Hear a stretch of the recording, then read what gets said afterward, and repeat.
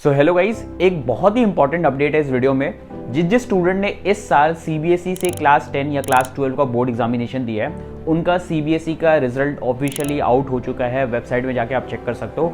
बहुत समय से बच्चे बहुत सारे डाउट्स में थे कि भैया रिजल्ट कब तक आएगा, बहुत ज़्यादा परेशान थे। तरह तरह के news channel, different channels check out कर रहे थे। तो रिजल्ट आपका आ चुका है। चेकआउट करके बताओ कि क्या परसेंटेज आ रहा है और ये परसेंटेज के आपके जो एक्सपेक्टेशन है उससे ज़्यादा है या एक्सपेक्टेशन से कम है।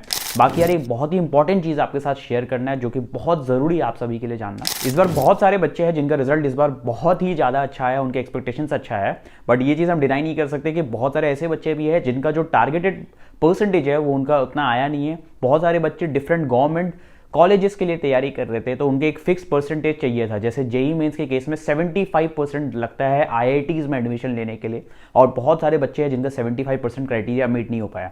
तो पहले एक चीज़ समझा देता हूँ, ये जो 75% क्राइटेरिया जो जेई में होता है, इसमें आपका टॉप 5 सब्जेक्ट होता है, बेस्ट 5 होता है, जिसमें पीसीएम कंपलसरी होता है और एक लैंग्वेज सब्जेक्ट जो कि इंग्लिश लैंग्वेज कंपलसरी होता है और एक अदर सब्जेक्ट होता है। अदर सब्जेक्ट में बहुत बार बच्चों को ये डाउट आता है कि अगर भैया हम हिंदी ले लेते तो 2 लैंग्वेज सब्जेक्ट इंक्लूडेड होगा टॉप 5 में। तो यस, 2 लैंग्वेजेस हो सकता है, कोई दिक्कत नहीं है। तो बेस्ट 5 ही काउंट होगा, उसके अकॉर्डिंग आप 75% चेक कर लेना। अगर आपके बेस्ट 5 कैलकुलेट करने के बाद भी 75% से कम आ रहा है तो अब आप क्या कर सकते हो वो समझना जरूरी है। सबसे पहले अगर आपका रेंज 70% से 75% के बीच में, तो सबसे पहला जो चीज़ आप कर सकते हो वो इंप्रूवमेंट एग्जाम।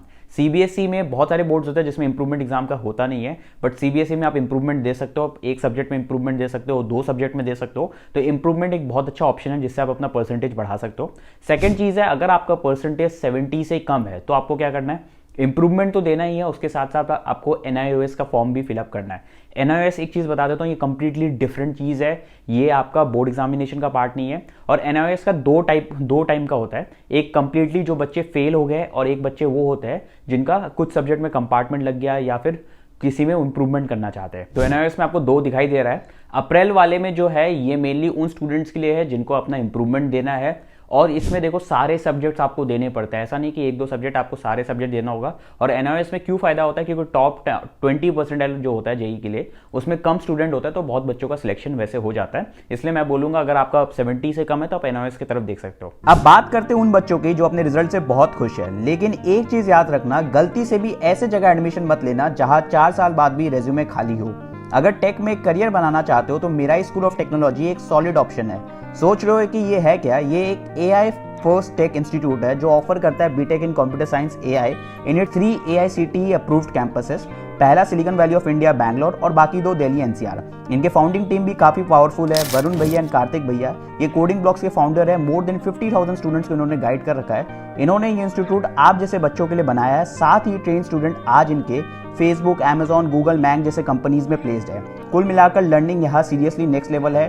डे 1 से यहाँ पे एआई टूल्स पे काम करते हो जैसे chat GPT, hugging face, lovable और भी बहुत सारे टूल्स। और सीरियसली लर्निंग सिर्फ क्लासरूम तक यहाँ पे लिमिटेड नहीं है। यहाँ पे आपको 4th ईयर में 6 मंथ का पेड इंटर्नशिप मिलता है and chance to participate in Google Summer of Code, Imagine Cup जैसे ग्लोबल कॉम्पिटिशंस में। प्लस यहाँ पे आपको 100% प्लेसमेंट सपोर्ट मिलता है। तो अगर एडमिशन लेना चाहते हो, अभी इनका Mirai AI national screening test का फॉर्म भर दो, विच इज मेंस।